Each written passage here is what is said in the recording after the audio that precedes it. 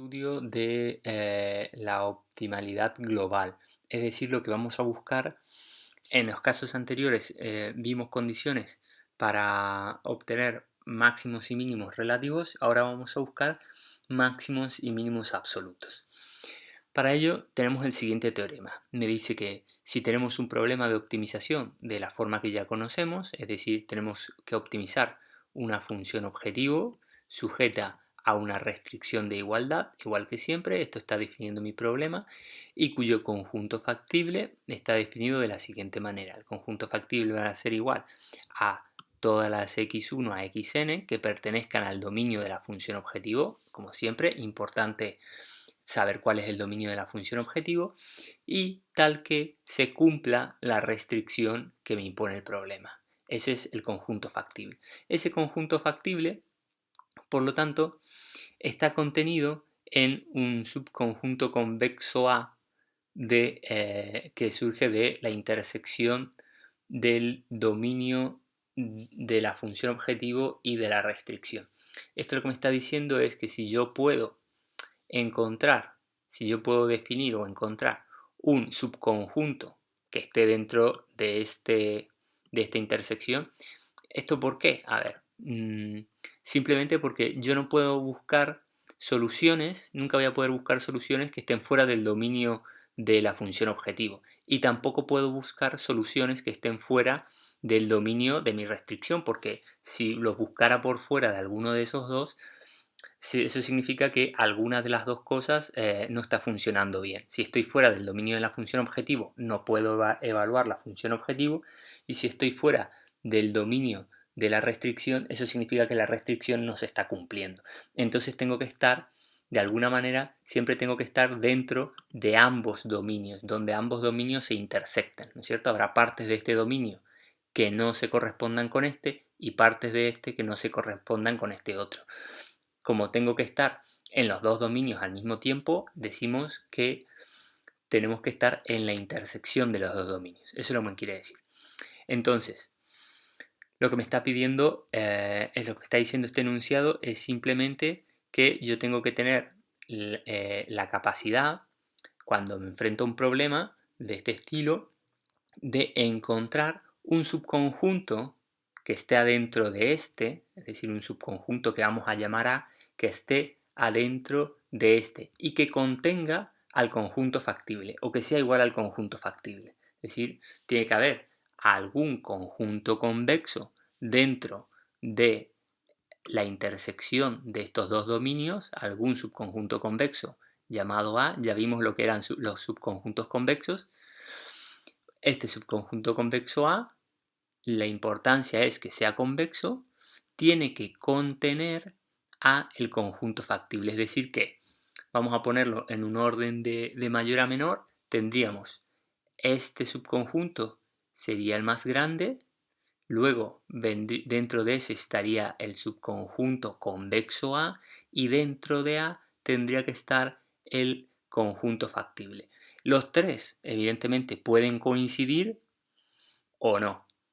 Lo importante es que este subconjunto A que yo defino sea un subconjunto convexo y que contenga al conjunto factible.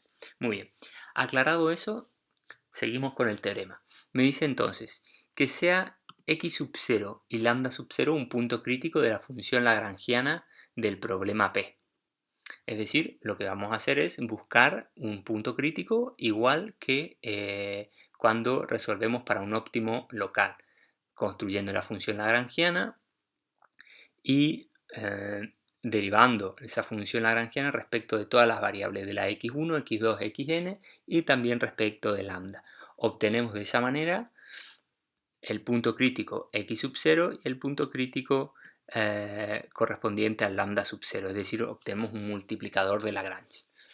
Entonces tenemos este punto crítico de la función lagrangiana del problema y tenemos la función lagrangiana reducida asociada a el multiplicador de Lagrange. Ya vimos que para obtener la función lagrangiana reducida lo que se hace es sustituir el valor de lambda, es decir, el multiplicador de Lagrange, dentro de la función lagrangiana, y eso nos da la función lagrangiana reducida para cada valor de lambda que hayamos encontrado. Muy bien, entonces tenemos un punto crítico y tenemos la función lagrangiana reducida. ¿Qué nos dice este teorema? Nos dice que si la función lagrangiana reducida, sin valuar en ningún punto, lo único que tiene esta función es que sustituimos el lambda y nada más.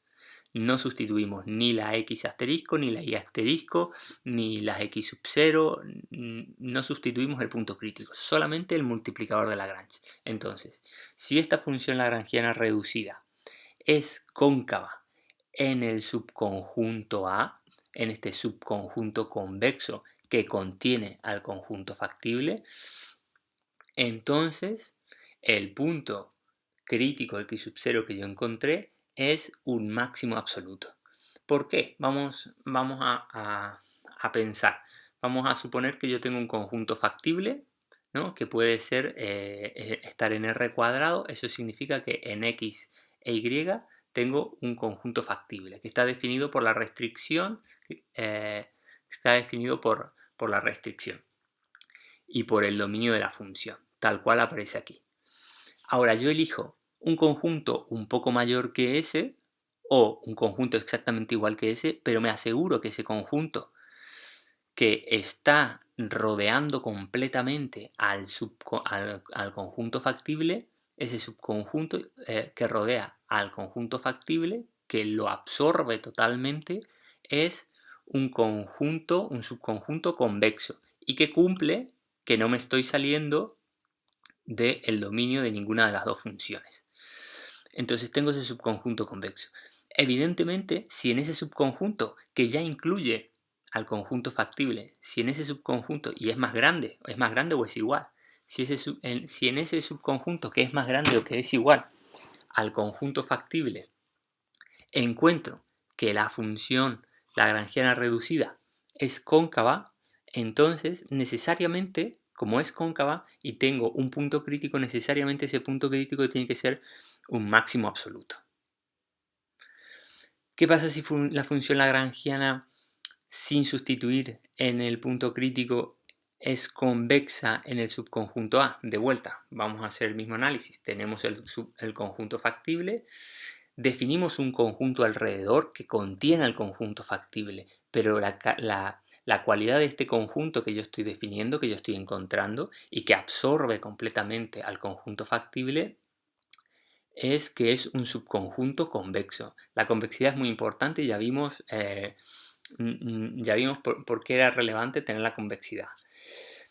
Entonces, ese subconjunto convexo A que incluye completamente al conjunto factible, si yo analizo la función lagrangiana reducida entera, es decir, sin evaluarla en un punto, la analizo en todo ese subconjunto y encuentro que es convexa, necesariamente el punto crítico que yo encuentre tiene que ser un mínimo absoluto, porque la función tiene una forma convexa.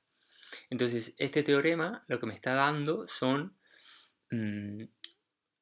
pistas, son claves para saber si cuando yo encuentre un determinado punto crítico va a ser o no un máximo o un mínimo absoluto. Tenemos una observación adicional y es que resulta, aunque resulte evidente, que me dice que si estudiamos la optimalidad global de los puntos críticos de la función lagrangiana y encontramos que los extremos son extremos globales, es decir, que lo que encontramos son máximos y mínimos absolutos o globales, no es necesario estudiar la optimalidad local. Ya sabemos que son absolutos y por lo tanto son relativos. Si son absolutos, son relativos y son absolutos. Son ambas cosas, ¿no es cierto? Ya sabemos que es el máximo más grande que vamos a encontrar o el mínimo más pequeño que vamos a encontrar.